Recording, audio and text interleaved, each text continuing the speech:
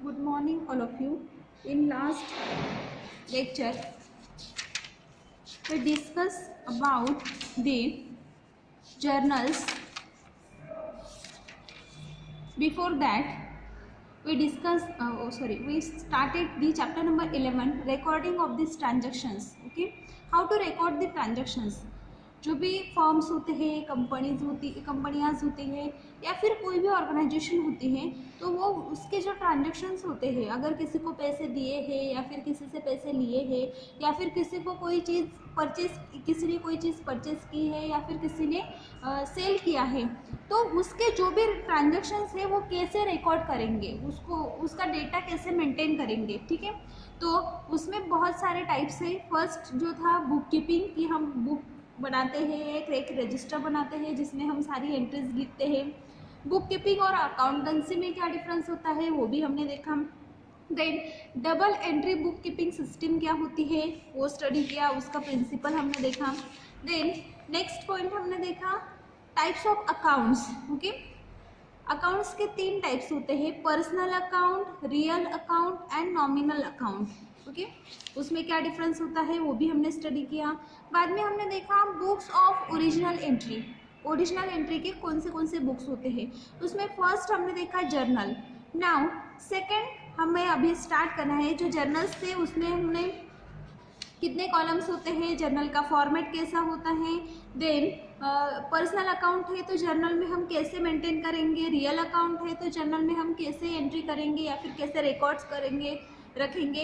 Nominal account के records कैसे रखेंगे, गुड्स या फिर कुछ सेल किया है, कुछ परचेस किया है तो उसके रिकॉर्ड्स कैसे रखेंगे। कैपिटल अकाउंट्स क्या होता है, ड्राइंग अकाउंट क्या होता है, ट्रेड डिस्काउंट कैसे हम मेंटेन करेंगे। देन कैश अकाउंट अगर है तो उसकी एंट्री हम जर्नल में कैसे रखेंगे, उसके एग्जांपल्स हमने देखे हुए थे कि अगर हमने ये जो बुक कीपिंग सिस्टम है उससे अगर हमने डाटा मेंटेन किया हुआ है तो उस डेटा को हम जर्नल में कैसे कन्वर्ट करेंगे या फिर जर्नल में हम उसको कैसे मेंटेन करेंगे, कैसे उसके ट्रांजैक्शंस हम जर्नल में ट्रांसफ़र करेंगे। ठीक है, तो उसके एग्जांपल्स हमने देखे हुए थे। देन ओपनिंग जर्नल एंट्री, जैसे सपोज 2020 साल की का जो डेटा है वो हमने मेंटेन किया हुआ है और वो जो बुक थी, वो बुक या फिर वो जो जर्नल थी वो जर्नल अभी ख़त्म हो गई है, तो हमें नए साल के लिए नई जर्नल लगवानी है। तो 2021 के लिए अगर हमने नई जर्नल स्टार्ट की है तो पहले डेटा जो है वो पहले का डेटा हम कैसे मेंटेन करेंगे, वो जर्नल की स्टार्टिंग कैसे करेंगे। ओके, तो ओपनिंग जर्नल एंट्री जिसको बोलते हैं, तो उसका भी हमने एग्जांपल देखा था। लाइक पिछले साल का जो भी रिकॉर्ड होगा वो हम पहले लिख लेंगे डेबिट और क्रेडिट में, फिर बाद में हम हमारा जो भी अगले साल का जो रिकॉर्ड है वो हम मेंटेन करेंगे। ओके, कंपाउंड एंट्रीज क्या होती है उसके बारे में भी हमने स्टडी किया। अगर एक ही दिन में 2 से ज़्यादा एंट्री हुई है किसी एक ही इंसान के अकाउंट पर, या फिर एक ही इंसान को अगर हमने पे किया है, कैश पेमेंट हो या फिर कोई भी पेमेंट हो, लाइक हमने चेक दिया है, हमने कैश पेमेंट किया है, हमने ऑनलाइन पेमेंट किया है, हमने बैंक में ट्रांसफ़र की है, कोई भी पेमेंट हो, अगर एक ही इंसान को हम 2 से ज़्यादा बार अगर हम पैसे ट्रांसफ़र कर रहे हैं तो उसकी जो एंट्री है वो हम एक ही पर्टिकुलर में रखेंगे, एक ही पर्टिकुलर में एक ही डेट को वो एंट्री आएगी। अगर हमने एक से ज़्यादा लोगों को पैसे ट्रांसफ़र किए हैं एक ही दिन में लेकिन अलग अलग अकाउंट में किए हैं, ठीक है, तो उसकी जो एंट्रीज है वो अलग अलग हम लिखेंगे। ओके, फिर बाद में दोनों जो होते हैं क्रेडिट और डेबिट दोनों को हम बैलेंस करेंगे।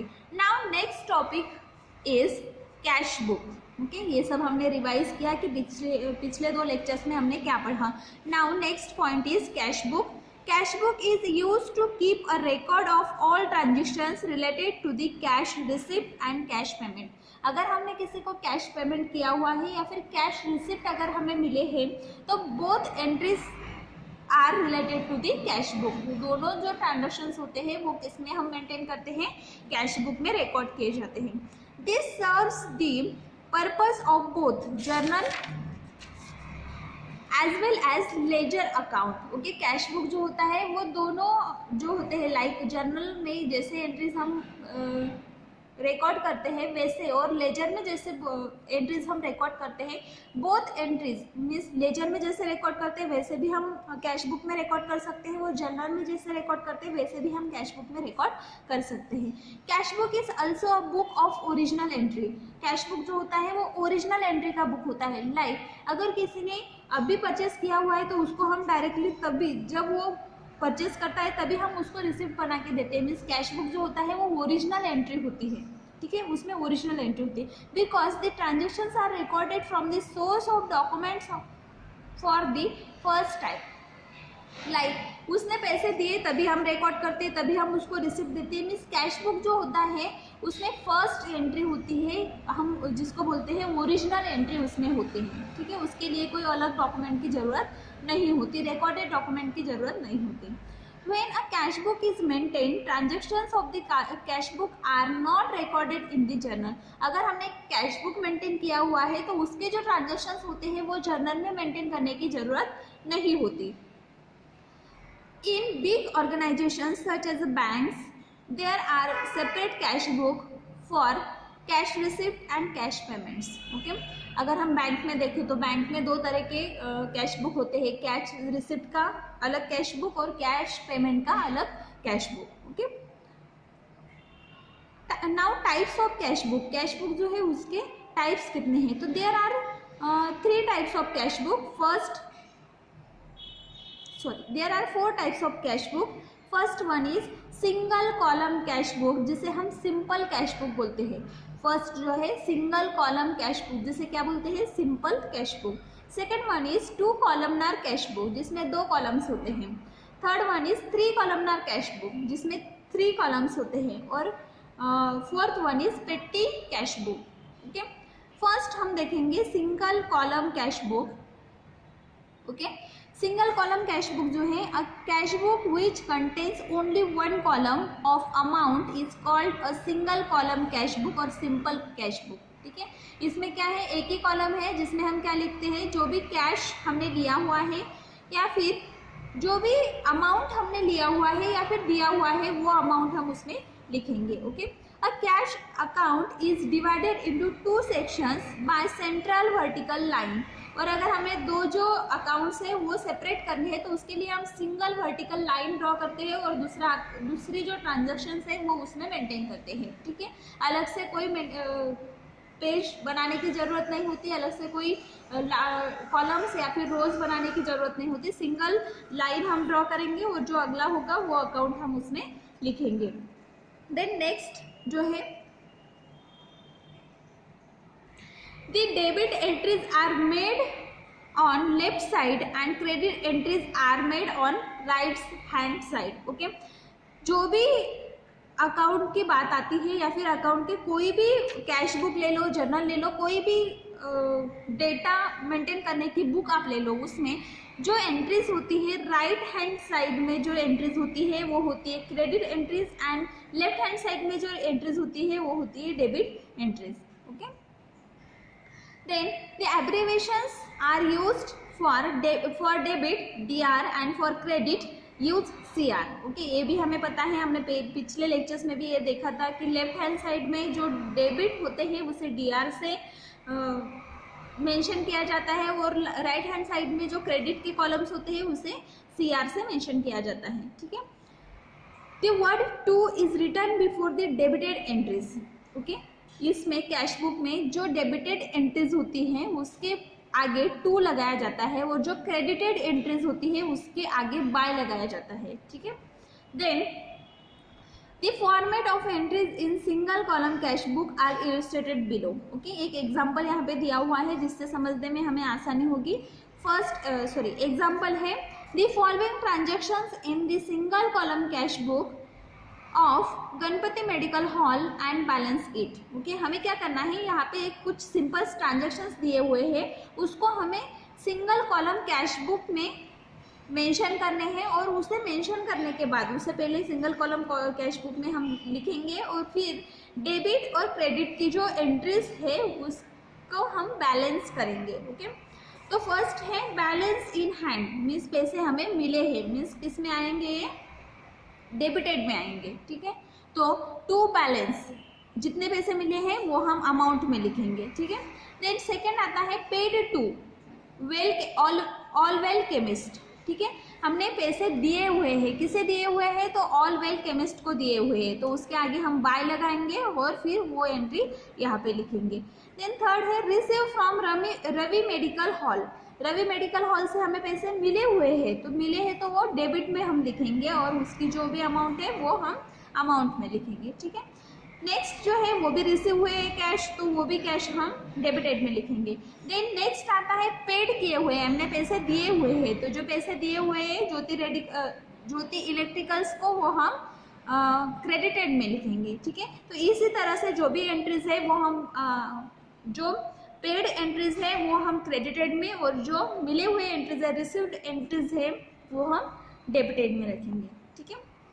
जो भी रिसीव किए हुए पैसे होते हैं वो डेबिटेड में 2 लगाकर लिखे जाते हैं, रिकॉर्ड किए जाते हैं, और जो पेड किए हुए पैसे होते हैं, जो लाइक दिए हुए जो पैसे होते हैं वो हम CR में लिखते हैं, मीन्स क्रेडिटेड में लिखते हैं, और उसके आगे बाय लगाते हैं। हर एक एंट्री के आगे हम क्या लगाएंगे, बाय लगाएंगे, okay.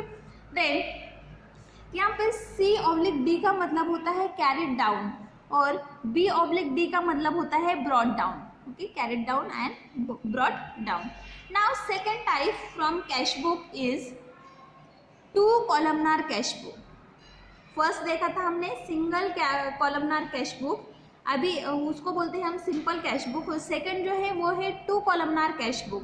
There is a great importance of the discount in cash transactions. अगर हम देखें तो डिस्काउंट तो सबको पसंद है, डिस्काउंट जो होता है उसको बहुत इम्पोर्टेंस है कैश ट्रांजेक्शन्स में, ठीक है। अगर हम किसी को कैश दे रहे हैं और उसको बोला कि 5%, उसने हमें बोला कि 5% आपको डिस्काउंट है, तो हम हैप्पी हो जाते हैं, ठीक है, सबको डिस्काउंट पसंद है। Then if a businessman receive और अलो अ कैश डिस्काउंट, अगर कोई बिजनेसमैन हमें कैश डिस्काउंट देता है, then 2 column cash books are needed to record it. तो इसके लिए अगर डिस्काउंट दिया जा रहा है तो उसके लिए 2 कॉलम कैश बुक रिक्वायर्ड है, ठीक है। सिंगल कॉलम कैश बुक अगर है तो उसमें हम डिस्काउंट मेंशन नहीं कर सकते, इसके लिए हम क्या रखते हैं, 2 कॉलम कैश बुक रखते हैं, ठीक है। In this type of cash book the following 2 columns are provided on each side of the cash book. 2 columnar cash book में 2 कॉलम्स होते हैं। फर्स्ट कॉलम जो होता है वो डिस्काउंट के लिए होता है, जिसे नॉमिनल अकाउंट बोलते हैं, और सेकेंड कॉलम जो होता है वो कैश के लिए होता है, जिसे हम रियल अकाउंट बोलते हैं, ठीक है। 2 कॉलम्स होते हैं। फर्स्ट कॉलम जो है वो किसके लिए है, तो first column is for discount, जिसे नॉमिनल अकाउंट बोलते हैं, और second column is for cash, जिसे हम रियल अकाउंट बोलते हैं, ठीक है। Each items of discount allow is to record, each column of discount allowed is recorded to the credit side of the concerned person account, while each item of discount received is posted to the debited of respective personal account.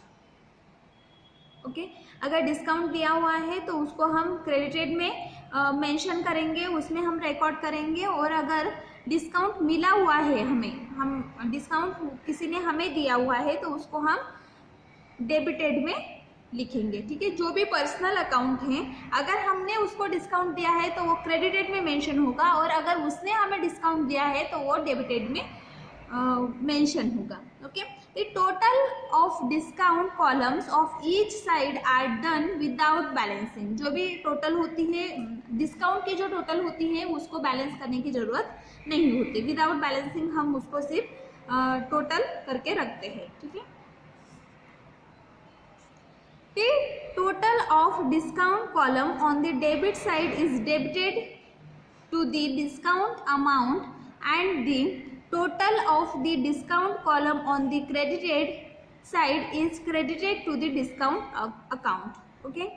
जो भी suppose debited का जो discount का column है उसकी जो भी discount की अमाउंट होती है वो हम डेबिटेड अकाउंट में डालते हैं, और जो भी क्रेडिटेड की डिस्काउंट अमाउंट होती है वो हम क्रेडिटेड के अकाउंट में डालते हैं।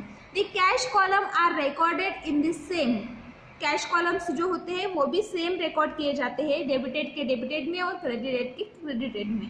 देन सिंपल कैश बुक्स के हिसाब से हम उसको रिकॉर्ड करते हैं, ठीक है। The balance of the cash columns is ascertained in the same manner as the balancing of the simple cash book. और जो कैश अमाउंट होती है उसका जो कॉलम होता है उसको हम जैसे सिंगल कॉलम कैश बुक में किया था वैसे ही उसके एंट्रीज को हम बैलेंस करते हैं। अगर हमें फॉर्मेट देखना है डबल कॉलम या फिर 2 कॉलम कैश बुक का, तो उसके लिए एग्जांपल दिया हुआ है। लाइक यहाँ पे एक एग्जांपल है, enter the following transactions in the 2 columnar cash book Saraswati medical hall and balance it. Okay, ये सरस्वती मेडिकल हॉल के कुछ एंट्रीज यहाँ पे दिए हुए हैं या फिर कुछ क्या बोल सकते हैं हम, क्रेडिटेड और डेबिटेड अकाउंट के डिटेल्स यहाँ पे दिए हुए हैं। वो मार्च मंथ के डिटेल्स है, मार्च 2015 के, उसे हमें 2 कॉलमनार कैश बुक में ट्रांसफ़र करना है। तो हम कैसे करेंगे, ठीक है। तो उसके लिए हमें पहले क्या पता होना चाहिए कि 2 कॉलमनार कैश बुक का फॉर्मेट कैसे होता है। तो यहाँ पे दिया हुआ है 2 कॉलमनार कैश बुक जो होती है उसका फॉर्मेट ऐसे होता है, ठीक है। ये जो एग्जाम्पल्स हम पढ़ रहे हैं ये एग्जाम्पल्स आपको एग्ज़ाम में पूछे जा सकते हैं और पूछे जाएंगे ही, क्योंकि अकाउंट में इतना ही पूछने लायक है। वो एग्जाम्पल देंगे आपको, जैसे यहाँ पे एग्जाम्पल दिया हुआ है और कुछ एंट्रीज दिए हुए हैं और उन्होंने बोला है कि 2 कॉलम कैश बुक जो होता है उसमें आप उसको ट्रांसफ़र करो। वैसे ही हमने जैसे पढ़ा है कि आगे भी ऐसे ही एग्जाम्पल्स थे, एक एग्जाम्पल दिया हुआ था और उसको ट्रांसफ़र करने को बोला था, वैसे ही आपको एग्जाम्पल्स आएंगे, फिर आपको बैलेंस भी करना होता है, ठीक है। तो जैसे हर एक कॉलम में होता है, जो लेफ्ट हैंड साइड होती है वहाँ पे डेबिटेड एंट्रीज हम लिखते हैं और जो राइट हैंड साइड होती है वहाँ पे हम पेमेंट्स लिखते हैं, पेड किए हुए एंट्रीज लाइक क्रेडिटेड एंट्रीज, ठीक है। तो फर्स्ट जो है डेबिटेड एंट्रीज, तो हम पहले देखेंगे कि कैश इन हैंड मीन्स हमें पैसे मिले हुए हैं, ठीक है। पैसे मिले हैं तो वो एंट्री कहाँ पे आएगी, डेबिटेड में आएगी। देन सेकेंड है पेड टू सूरज, सूरज को हमने पैसे दिए हुए हैं। अगर हमने सूरज को पैसे दिए हैं तो वो पैसे कहाँ पे हम लिखेंगे, क्रेडिटेड में लिखेंगे, कैश में, कैश पैसे दिए हुए तो कैश में लिखेंगे। फिर नीचे लिखा हुआ है डिस्काउंट अलाउड, ओके, उसको डिस्काउंट दिया था हमने 90 रुपीज़ का, तो डिस्काउंट जो है वो हम डिस्काउंट के कॉलम में लिखेंगे, ठीक है। तो यहाँ पे एक डिस्काउंट का कॉलम थे उसमें हमने लिखा। नेक्स्ट एंट्री क्या है, कैश परचेसेस, ठीक है, मीन्स पैसे हमने दिए हुए हैं, क्या हमने कुछ लिया था उससे तो उसको हमने पैसे दिए हुए हैं, तो दिए हुए पैसे हम क्रेडिट में लिखते हैं। कितने पैसे दिए थे, 2700 रुपीज़, ओके, तो वो हमने वहाँ पे लिखे।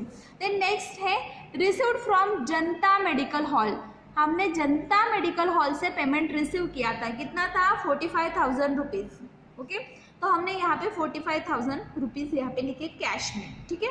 देन वो जो जनता मेडिकल वाला था उसने हमें 150 रुपीज़ का कैश उस पर अलाउ किया, ठीक है। तो वो जो 150 रुपीज़ थे वो हम डिस्काउंट में लिखेंगे। तो इसी तरह से जो सारे एंट्रीज है वो हम डेबिटेड और क्रेडिटेड में मेंशन करेंगे। मेंशन करने के बाद हम दोनों को क्या करेंगे, बैलेंस करेंगे। दोनों एंट्रीज को क्या करेंगे, हम बैलेंस करेंगे, ठीक है। ये जो क्रेडिटेड की एंट्रीज है वो इतनी आई, डेबिटेड की जो है वो एंट्रीज इतनी आई। तो दोनों के जो कैश एंट्री है वो कैश एंट्रीज को या फिर कैश रिकॉर्ड जो है उसी को हम बैलेंस करेंगे, डिस्काउंट को बैलेंस करने की ज़रूरत नहीं है।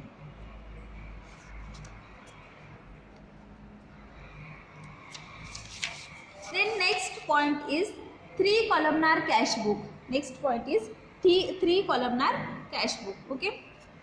It is a popular form of cash book. It is a popular form of cash book. In this type of cash book, the following 3 columns are provided on each side of the cash book. Okay. 3 columnar cash book क्या होता है, तो ये जो है 3 columnar cash book, ये popular form of cash book है, जैसे जनरली बहुत से लोग इसको यूज़ करते हैं। इसमें कैश बुक के 3 कॉलम्स होते हैं। फर्स्ट कॉलम जो है फॉर डिस्काउंट, फर्स्ट कॉलम में हम डिस्काउंट लिखते हैं, उसको बोलते हैं nominal account, okay. Second column जो होता है उसमें कैश रिकॉर्ड की जाती है, उसको बोलते हैं रियल अकाउंट। थर्ड जो है उसमें बैंक के जो ट्रांजेक्शन्स होते हैं, लाइक अगर हमने कोई पैसे बैंक में ट्रांसफ़र किए हैं या फिर बैंक से हमने रिसीव किए हैं तो उस एंट्री को यहाँ पे लिखा जाता है, उसको बोलते हैं personal account, okay. There are 3 columns, in 3 columnar cash book. First column is for discount, उसे नॉमिनल अकाउंट बोलते हैं. Second column is for cash, जिसे रियल अकाउंट बोलते हैं. Third column is for bank, which is a personal account. Okay, now following procedure is adopted while posting a transactions in the 3 columnar cash book. Okay, अगर हमें 3 columnar cash book में entries mention करनी है, record करनी है, तो उसके लिए कोई प्रोसीजर है. लाइक प्रोसीजर के 7 पॉइंट्स है. First point of procedure is the amount is received in cash is recorded in the debit side in the cash book. Discount is allowed part in concern. This connections is recorded in the discount column of the debit side. अगर हमने cash receive की है तो वो cash हम debited side में रखेंगे. Debited side means left side के जो कॉलम्स होते हैं उसमें हम मेंशन करेंगे.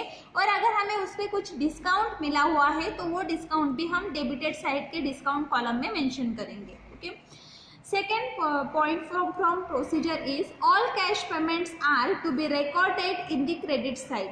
अगर हमने किसी को पेमेंट किया हुआ है तो वो सब पेमेंट्स हम क्रेडिट साइड में मेंशन करेंगे. और अगर उस पर हमने कुछ डिस्काउंट दिया हुआ है तो वो भी हम क्रेडिट साइड के जो भी मीन्स राइट हैंड साइड में जो क्रेडिट का कॉलम होता है उसके जो डिस्काउंट का कॉलम है उस कॉलम में हम वो जो डिस्काउंट जो हमने दिया हुआ है वो डिस्काउंट मेंशन करेंगे. अगर हमने किसी को पेमेंट दिया हुआ है तो वो कैश में लिखेंगे और जो डिस्काउंट हमने दिया हुआ है वो डिस्काउंट के कॉलम में लिखेंगे. Now third point, when cash is received and then sent to bank for deposit, then in the debit side bank account is debited and cash account is credited in the credit side. okay, अगर हमें मिले हुए जो पैसे थे या फिर मिले हुए जो भी अमाउंट थी, रिसीव की हुई जो अमाउंट थी, वो अगर हम बैंक में सेंड करते हैं फॉर द डिपॉजिट के लिए अगर हम बैंक में उसे रखते हैं तो जो हमारा अकाउंट था जहाँ से पैसे हमने डेबिटेड किए वो डेबिटेड अकाउंट जो है bank account is debited means bank में पैसे जमा किए, बैंक ने वो पैसे रिसीव किए तो बैंक डेबिटेड में आएगा. और जो हमारा अकाउंट है जहाँ से पैसे हमने पेड किए हैं तो वो किस में आएगा, क्रेडिटेड में आएगा. Okay, then next point is when a cheque is receive from the customer it should be entered in the bank column straight away because cheque will have to be sent to the bank. Okay, अगर हमने किसी customer से check receive किया है तो उसे cash book में mention करने की ज़रूरत नहीं है. वो हम किस में मेंशन करेंगे तो डायरेक्टली बैंक का जो कॉलम है उस कॉलम में हम जो भी चेक की अमाउंट है वो मेंशन करेंगे. सपोज किसी कस्टमर ने हमें चेक दिया है, सपोज चेक जो है वो 5000 रुपीज़ का है, तो ना हम डिस्काउंट में लिखेंगे ना कैश में लिखेंगे. वो जो भी एंट्री है वो हम डायरेक्टली बैंक में लिखेंगे क्योंकि चेक जो है वो हम डायरेक्टली बैंक में डिपॉजिट करेंगे. ओके, देन नेक्स्ट पॉइंट आता है when a cheque is endorsed to a person when the entry will be just like a cash payment. अगर किसी पर्सन ने हमें चेक दिया है लेकिन वो एंडोर्स हो गया तो वो एंट्री हम कैश पेमेंट में लिखेंगे. Okay, when a cross cheque is received it is recorded in the debit side in the bank column but when a bearer और other cheque is received it is recorded in the debit side of the cash column. Okay, अगर cross cheque है तो और वो हमने receive किया हुआ है तो वो हम डेबिट साइड में लिखेंगे बैंक कॉलम के. और अगर बियरर चेक है या फिर अदर चेक है जो हमने रिसीव किया है वो हम डेबिट साइड में लिखेंगे कैश कॉलम के. Okay, next point from the 3 columnar cash book, when bank charges any commission or collection charges for service rendered with due intimation, the customer should enter this item in the credit side of the cash columns. Okay, अगर हमने bank को कोई commission दिया हुआ है या फिर जो भी कलेक्शन चार्जेस हमने पेड किए हुए हैं वो सब कलेक्शन चार्जेस हम कैश कॉलम में लिखेंगे बैंक के डिपॉजिट्स में. ओके, देन ये जो हमने प्रोसीजर पढ़ी इस प्रोसीजर के हिसाब से जो नीचे का जो एग्जांपल दिया हुआ है वो एग्जांपल हमें मेंशन करना है, वो उसके रिकॉर्डिंग्स हमें करने हैं, ठीक है। Like enter the following transactions in the 3 columnar cash book Gunjan medical hall and balance sheet. Okay, यहाँ पे गुंजन मेडिकल हॉल के कुछ ट्रांजेक्शंस दिए हुए हैं। इस ट्रांजेक्शंस को हमें 3 कॉलमनार कैश बुक में मेंशन करने हैं। ओके, तो 3 कॉलमनार कैश बुक जो है उसका फॉर्मेट कैसे होता है पता है हमें, ठीक है। उस जिसमें 3 कॉलम होते हैं। फर्स्ट आएगा पर्टिकुलर्स का, मीन्स किसको दिए है, कैसे दिए है वो, देन डेट का। फर्स्ट कॉलम जो है उसमें डिस्काउंट आएगा, सेकेंड कॉलम में कैश एंड थर्ड कॉलम में बैंक। ओके, ए हुई लेफ्ट हैंड साइड जिसमें डेबिटेड की एंट्रीज आएगी। देन राइट हैंड साइड में आएगा credited entries. Okay, then first column आएगा डेट का, सेकंड पर्टिकुलर्स का। इसको हम छोड़ देते हैं, ये तो कॉमन है, सभी जो भी बुक्स होंगे उसमें डेट, पर्टिकुलर्स और LF मीन्स लेजर नंबर का जो कॉलम है वो 3 कॉलम तो आने ही वाले हैं। देन उसके बाद के जो कॉलम्स है उसकी बात हम कर रहे हैं। सिंगल कॉलम अगर एक ही कॉलम है तो, डबल कॉलम अगर 2 कॉलम है तो, और अभी 3 कॉलमनार कैश बुक की बात हम कर रहे हैं। तो 3 कॉलमनार कैश बुक जो है उसमें डिस्काउंट, कैश और बैंक। ओके, नाउ फर्स्ट जो एंट्री है वो क्या है, कैश इन हैंड मीन्स पैसे हमें मिले हैं। जो पैसे हमें मिले हैं वो हम जो पैसे हमें मिले हैं वो हम डेबिटेड साइड में लिखेंगे। तो डेबिटेड साइड पे कितने आए, वो कैश अमाउंट है तो 10,000 rupees in debited side, left hand side. Then second cash in bank account. Now ये जो डेबिटेड साइड है उसमें हमने जो कैश हमें मिला था वो हमने बैंक अकाउंट में डिपॉजिट किया है। तो डिपॉजिट किया हुआ अमाउंट जो था वो था 15,000 रुपीज़, तो हम वो बैंक में लिखेंगे, ठीक है। एंट्री एक ही है तो एंट्री एक ही लिखेंगे। देन सेकेंड जो एंट्री थी वो है receive cash from the Gopal से हमने कैश रिसीव किया था, ठीक है। अगर कैश रिसीव किया है तो वो आएगा डेबिटेड में टू गोपाल। ओके, डेबिटेड के आगे हम टू लगाते हैं, क्रेडिटेड के आगे बाय लगाते हैं, ठीक है। तो टू गोपाल ने हमें कितने अमाउंट दी थी, 20,000 रुपीज़। कैश थे तो इसलिए हमने कैश लिखा। नाउ डिस्काउंट गिवन, उसने हमें 600 रुपीज़ डिस्काउंट दिया हुआ था, तो वो जो डिस्काउंट आएगा वो आएगा डिस्काउंट के कॉलम में। ओके, देन ये जो भी पेमेंट था वो हमने बैंक में ट्रांसफ़र नहीं किया है, तो बैंक का जो कॉलम होगा वो एम्प्टी रहेगा, ठीक है। देन नेक्स्ट था paid into the bank. Okay, next जो है वो है paid into the bank. Bank में हमने पैसे भरे हैं, ठीक है। तो बैंक में अगर हमने पैसे दिए हुए हैं तो वो पेड किए हैं, तो paid mean credited. Okay, credited के अकाउंट में आएगा। तो बाय बैंक अकाउंट कितने पैसे हमने दिए हैं, 5,000 रुपीज़ कैश। ओके, तो इसी हिसाब से हम ये जो सारी एंट्रीज है वो फिलअप करेंगे, ठीक है। तो ये हुआ 3 कॉलमनार कैश बुक जिसमें 3 कॉलम होते हैं, discount, cash and bank. Now fourth one is पेटी कैश बुक।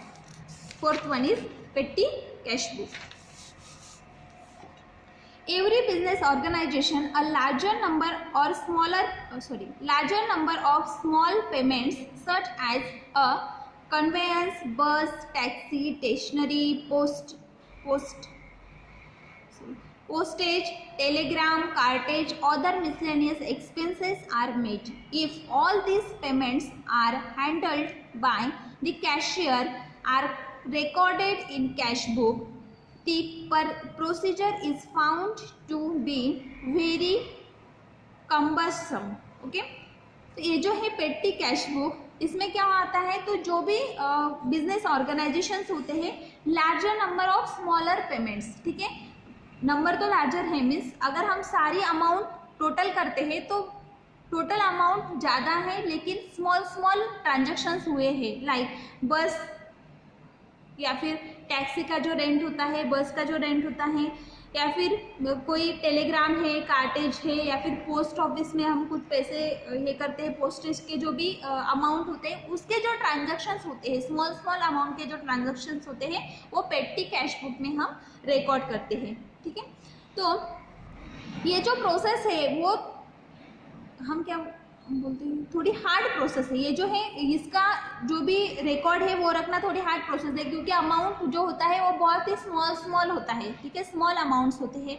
तो ये कैसी है, थोड़ी very hard method. Then the cashier will be unnecessarily overburdened and a big cash book will be required to maintain all accounts. Okay, तो ये जो पेटी कैश बुक है उसको मेंटेन करने के लिए एक कैशियर चाहिए. कैशियर जो होते हैं वो अननेसेसरी ओवरबर्डन हो जाते हैं क्योंकि ये जो छोटे छोटे अमाउंट्स हैं उसको मेंटेन करना होता है. तो इसके लिए एक बिग कैश बुक जो है या फिर बिग अकाउंट कैश बुक जो है वो मेंटेन करना जरूरी है. तो टू अवॉइड द पेटी cashier is appointed who make a small payments and record them in the cash book which is called as a petty cash book. Means ये जो भी छोटे छोटे ट्रांजेक्शन्स हुए हैं उसको एक ही बुक में एक ही बुक में रिकॉर्ड करना. उस जिस बुक में वो रिकॉर्ड किए जाते हैं उसको बोलते हैं पेटी cash book. Okay, small small जो ट्रांजेक्शन्स है वो एक ही बुक में रिकॉर्ड करना उसको बोलते हैं पेटी कैश बुक. ओके, एक एग्जाम्पल दिया हुआ है. इसका एग्जाम्पल के बेसिस पर हम देखते हैं कि petty cashier is paid 5,000 as a imprest money on 1st May 2015. He made payment for the following expenses during month. Record this transactions in the petty cash book. Okay, यहाँ पे एक example दिया हुआ है. कैशियर जो है उसको 5,000 rupees paid किए हैं 1st May 2015 को. ठीक है, he made payments from the following expenses during month. Then उसने जो पेमेंट्स किए हुए थे वो पेमेंट्स यहाँ पे रिकॉर्ड किए गए हैं. तो वो जो एक्सपेंसेस हैं उस मंथ में 1st May को जो 1st May से लेकर मई में जो भी एक्सपेंसेस हुए थे 31st May तक, तो वो सब एक्सपेंसेस यहाँ पे रिकॉर्ड किए हैं उसको हमें पेटी कैश बुक में ट्रांसफ़र करना है. ठीक है, तो हमें पहले पता होना चाहिए जो पेटी कैश बुक होता है उसमें कितने कॉलम्स होते हैं. ठीक है, तो यहाँ पे पेटी कैश बुक जो है उसका फॉर्मेट दिया हुआ है. पेटी कैश बुक में कितने कॉलम्स होते हैं? तो फर्स्ट जो कॉलम होता है वो डेट का होता है. ठीक है, सेकंड जो है वो पर्टिकुलर्स का होता है. थर्ड जो है वो आता है टोटल अमाउंट का, कितनी अमाउंट मिली थी उसको, कितनी अमाउंट पे की थी उसने 5,000 रुपीज़. तो टोटल अमाउंट में लिखेंगे हम 5,000 रुपीज़. देन नेक्स्ट कॉलम आता है डेट का. तो यहाँ पे डेट हम कैसे लिखेंगे? तो जो ट्रांजेक्शन्स है वो स्मॉल ट्रांजेक्शन्स है, एक दिन में कितने ट्रांजेक्शन्स हुए हैं उस हिसाब से हम यहाँ पे डेट लिखेंगे. ठीक है, देन पर्टिकुलर्स किसको दिए हैं, लाइक फर्स्ट जो ट्रांजेक्शन है वो है फॉर द टैक्सी, सेकंड जो है वो है फॉर द पेपर्स, थर्ड जो है वो फॉर द वेजेस, फोर्थ जो है फॉर द बस. तो वैसे हम लिखेंगे कि कितने एक्सपेंसेस उसके हुए हैं. ठीक है, थर्ड जो आता है वो आता है वाउचर नंबर. ठीक है, जो भी एक्सपेंसेस उसने किए हुए हैं या फिर जो भी उसको मिले हुए पैसे हैं जो भी है वो हम वाउचर नंबर यहाँ पे लिखेंगे. उसने रिसिप्ट दी होगी या फिर रिसिप्ट ली होगी तो उस रिसिप्ट के नंबर हम वाउचर नंबर में लिखेंगे. देन नेक्स्ट आता है टोटल अमाउंट. ठीक है, उसने कितना अमाउंट पे किया है, लाइक फर्स्ट जो है फॉर द टैक्सी मैनेजर. ठीक है, टैक्सी मैनेजर को उसने 370 रुपीज़ दिए थे तो 370 टोटल अमाउंट में हम लिखेंगे. देन नेक्स्ट आता है कन्वेंस. ठीक है, तो same amount for the conveyance. Then next है स्टेशनरी. ठीक है, फर्स्ट जो है टैक्सी मैनेजर को पैसे दिए वो स्टेशनरी में नहीं आएंगे, लेकिन अगर नीचे कुछ है स्टेशनरी का तो वो हम स्टेशनरी में लिखेंगे. लाइक उसने पेपर्स के लिए कुछ पेपर्स कॉपी करने के लिए कुछ पैसे दिए हुए थे लाइक 240 रुपीज़, तो वो हम स्टेशनरी में लिखेंगे 240 रुपीज़. देन नेक्स्ट आता है postage and courier. Postage and courier में उसने अगर कोई पैसे दिए होंगे तो वो हम ये देखो यहाँ पे दिया हुआ है कुरियर सर्विस. कुरियर सर्विस के लिए 160 रुपीज़ उसने दिए थे तो कुरियर सर्विस के आगे कुरियर सर्विस के जो पैसे हैं वो हम पोस्टेज के आगे लिखेंगे या फिर कुरियर के आगे लिखेंगे. देन आता है कॉर्टेज. कॉर्टेज में उसने कुछ पैसे दिए थे क्या, तो गुड्स फॉर परचेज. ओके, तो कॉर्टेज फॉर गुड परचेज उसने 120 रुपीज़ दिए थे तो वो हम कॉर्टेज में लिखेंगे. ठीक है, देन मिसलेनियस, अगर कोई और एक्सपेंसेस उसने किए हुए तो वो हम मिसलेनियस में लिखेंगे और फिर यहाँ पे रिमार्क देंगे कि वेजेस में क्या है, रिपेयर में क्या है या फिर एंटरटेनमेंट के लिए उसने कितने पैसे दिए थे. वो सब जो एक्सपेंसेस हैं उसके हिसाब से हम कॉलम्स बढ़ाएंगे. ठीक है, लाइक टोटल अमाउंट तक तो कॉलम सेम रहेंगे लेकिन आगे दिए हुए कन्वेंस के, स्टेशनरी के, पोस्टेज या फिर कुरियर के, कॉटेज के या फिर मिसलेनियस जो भी अमाउंट्स है उसके हिसाब से इसमें कॉलम्स होंगे. और जो भी यहाँ पे दिए हुए ट्रांजैक्शंस है उसको हमें इस कॉलम के हिसाब से मेंटेन करना है, रिकॉर्ड करना है। ठीक है, देन नेक्स्ट पॉइंट आता है advantages of the petty cash book. Petty cash book के एडवांटेजेस क्या हैं? ठीक है, it save the labour because it saves labor because by preparing petty cash book all petty expenses are neither recorded in the cash book nor in the ledger। Okay, जो भी पेटी cash book में transactions हम record करते हैं उसके लिए labours की ज़रूरत नहीं होती, ज़्यादा लेबर्स की ज़रूरत नहीं होती। लाइक वो जो भी एक्सपेंसेस है वो हम एक ही बुक में रिकॉर्ड करते हैं, उसके लिए कैश बुक या फिर लेजर या फिर जर्नल की ज़रूरत नहीं होती, उसको हम ट्रांसफ़र नहीं करते। देन नेक्स्ट जो है it save time of head cashier. Head cashier का जो टाइम है वो भी इससे सेव होता है। Then it is very simple to record all petty expenses in various columns of the petty cash book. Petty cash book में various columns होते हैं, तो उसके हिसाब से हम जो भी एक्सपेंसेस है वो स्मॉल स्मॉल एक्सपेंसेस अच्छे से रिकॉर्ड कर सकते हैं। Next, there are less chances of the fraud. इससे जो फ्रॉड के चांसेस होते हैं वो कम हो जाते हैं। ओके, देन नेक्स्ट जो है अदर डे बुक्स वो हम नेक्स्ट लेक्चर में देखेंगे। Okay, thank you.